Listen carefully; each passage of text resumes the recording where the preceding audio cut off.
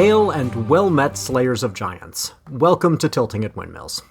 As I've mentioned on previous episodes, I'm going to be switching the format of this show up again because A, it's mine and I can, B, the format of my life is changing, so it felt appropriate, and C, I want to write a novel that's simultaneously timely and lasting, and I can only do half of that if it takes years to get this to you, dear readers. Also, by releasing it as a serial, hopefully I can get your feedback throughout. So please, comment away on whatever platform you're finding this, and become a patron of my Patreon or subscribe to my Substack so you'll get a little reminder each week when a new chapter comes out. Okay, I've introduced this chapter far too much already. Here's the book. Working title, Tilting at Windmills. Chapter 1.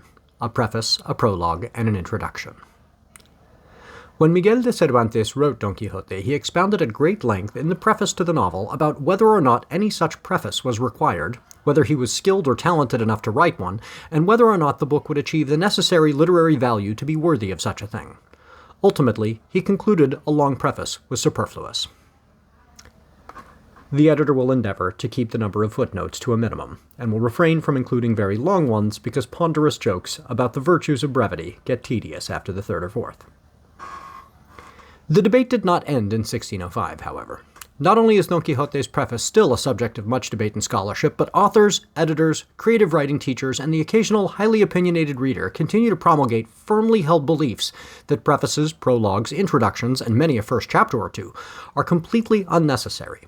Simultaneously, authors are told prefaces, prologues, and introductions are essential to a book's success, inclining a few to write all three.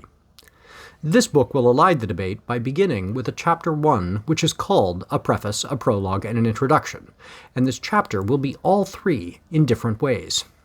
Serving as a preface, it will describe the nature of the book itself, thusly. This is a strange story, strangely told. For one thing, the narrative voice will occasionally refer to itself in the first person. I'll try not to do that too often because it'll be very confusing, but sometimes it'll be unavoidable. This narrator will tell you the story of a writer, a common enough trope since writers are often advised to write about what they know. This advice, and its dubious application, creates the false impression that the world is filled with writers. Hell, a fifth or sixth of all Dungeons & Dragons adventuring parties end up being bards as a consequence. Can you imagine the implications if writers were as overrepresented in the workforce as they are in fiction? None of them would be able to make a living peddling stories to the 4 or 5 non-bards they surround themselves with. Of course, the economics of fiction are almost always flawed in this way. How many genuine ninjas exist in the world? In fiction, there are a dime a dozen. Who could possibly afford to employ so many highly trained assassins? Do ninjas advertise themselves by offering bulk discounts? And there are more book clubs of amateur detectives solving murders than there are genuine mysterious murders. But the overrepresentation of writers in fiction particularly rankles this narrator, because this story has 2 main protagonists, and 50% of them are writers. Luckily for you, the character in question has no part in the crafting of this tale. This preface, in addition to introducing your narrator, will also introduce the first of the protagonists. The writer, a man named Benjamin Gorman, did not write this particular kind of story. His oeuvre, such as it was, ranged from science fiction to fantasy to poetry, but he steered clear of anything one might deem literary. He had this notion that literary was a label slapped on works which were either high-quality genre fiction canonized long after they'd been popular literature, or some presumptuous piece of new literature designed to impress a college professor, who reluctantly agreed to read it and slogged through the text while dreaming of getting back to the piece of pop literature she would rather be enjoying. Benjamin Gorman wanted to write the kind of thing people would easily find in their guilty pleasure genre fiction section of choice, not the kind of book someone lied about having read. Unfortunately for Benjamin, when people lie about the books they read, they at least spread the word to one another about which books to buy and display prominently on their shelves. Benjamin's books avoided the indignity of being decorations with unbroken spines, but they remained almost entirely unknown and equally unread. And let's face it, there is no way to dodge the accusation of pretension while compiling 2 collections of poetry. Benjamin managed to be pretentious while trying to avoid seeming pretentious, a feat of pretension that filled him with shame and did not stop him from writing poems no one read. Do not, for even 1 second, feel sorry for Benjamin. If this story were about him alone, it would be unbearable. Blessedly, Benjamin is as much a foil as the protagonist in this tale. The other protagonist, hopefully the true protagonist, is a man named Lord Rolando de Santa Maria del Pi of Barcelona. Knight of the Casa de Dragon, warrior mage, hero, slayer of giants and monsters, beloved by the downtrodden and feared by the wicked, Rolando is dashing and brave, and his glorious adventure will be worth every second you have to spend trudging through the far less interesting life of Benjamin Gorman. Of course, the sensible editor will ask, then why can't this Benjamin Gorman character be excised immediately? The editor would advise this based on entertainment. A savvy publisher would concur on the grounds of economy. The editor is concerned that pages devoted to a less interesting character burden the reader. Those same pages have additional shipping weight and printing costs in paper and ink, which cut into the publisher's profits. Both the editor and publisher will reluctantly acquiesce to Benjamin Gorman's inclusion as they read on, for the story of Lord Rolando, while it might be teased out from Benjamin Gorman's, would be merely an entertaining hero's journey, unusual in its details but somewhat predictable in the abstract, were it not for the relationship between the two men. This will become abundantly clear in the contrasting stories of their births. For Benjamin's part, the origin story might create the illusion he will amount to something simply because readers are accustomed to stories of genuinely interesting people beginning from humble origins. Again, this trope is deceptive. The majority of people born to humble origins go on to live humble, uninteresting lives, give birth to children in circumstances much like their own, and die unremembered.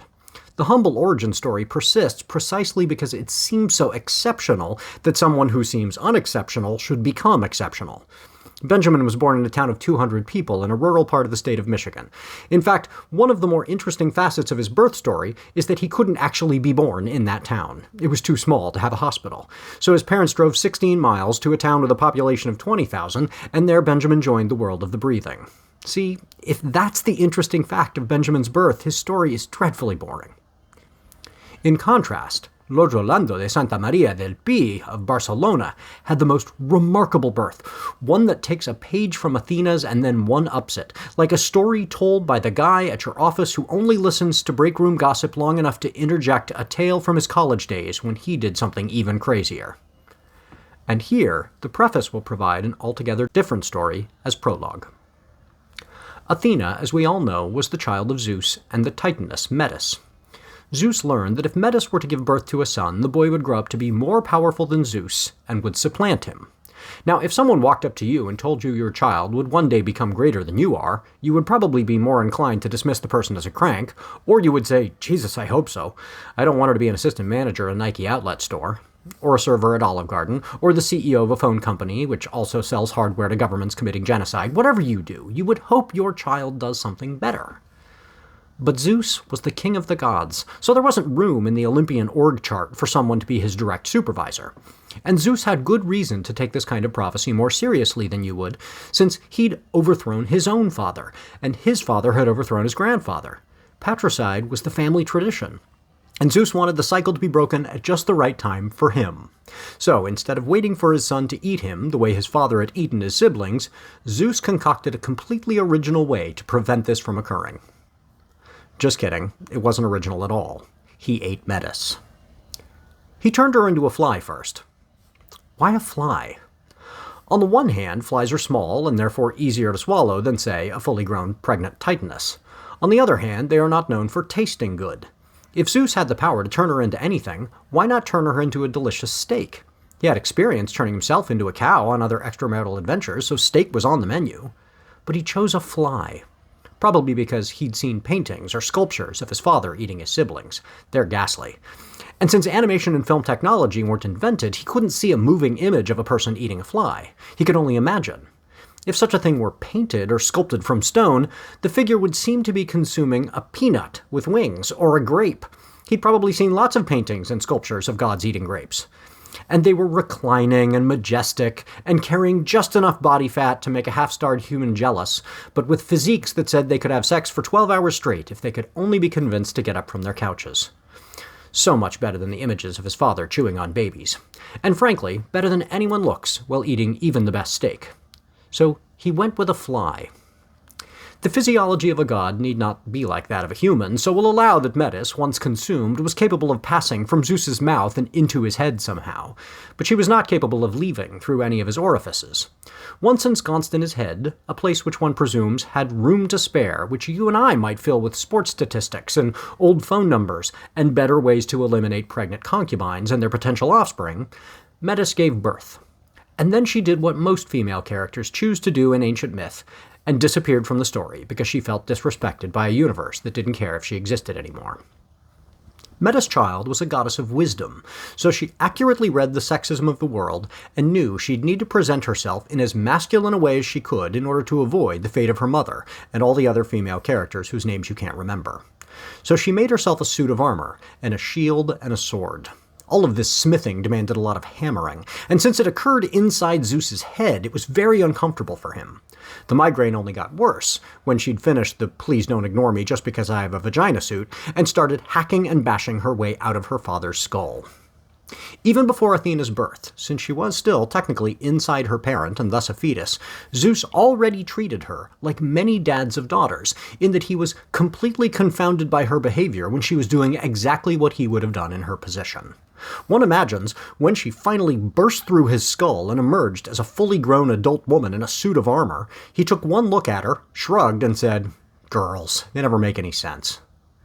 Well, cue the frat bro in the office break room, because the story of the birth of Lord Rolando de Santa Maria del Pi of Barcelona is just a little bit better than the story of Athena's. And his introduction will be in Chapter 2. If you're excited about this project, please subscribe on YouTube, or like and share on TikTok, or Reels, or whatever app you're on now. And if you're willing to support me as I craft this novel in serial form, please consider supporting my Substack or Patreon. Each week I'll give a shout out to some of those patrons. This week I'm thanking Patreon patrons Martha, Charlotte Reister, and James Bow, author of the novels The Sunrunner and The Night Girl. Thank you, James, Charlotte, and Martha, for your continued support. In the future, in addition to thanking patrons, I'd like to get back to running ads to support other authors and creatives. So if you have something to plug, please email NotAPipePublishing at NotAPipePublishing.com. See you back here next week for Chapter 2 of Tilting at Windmills.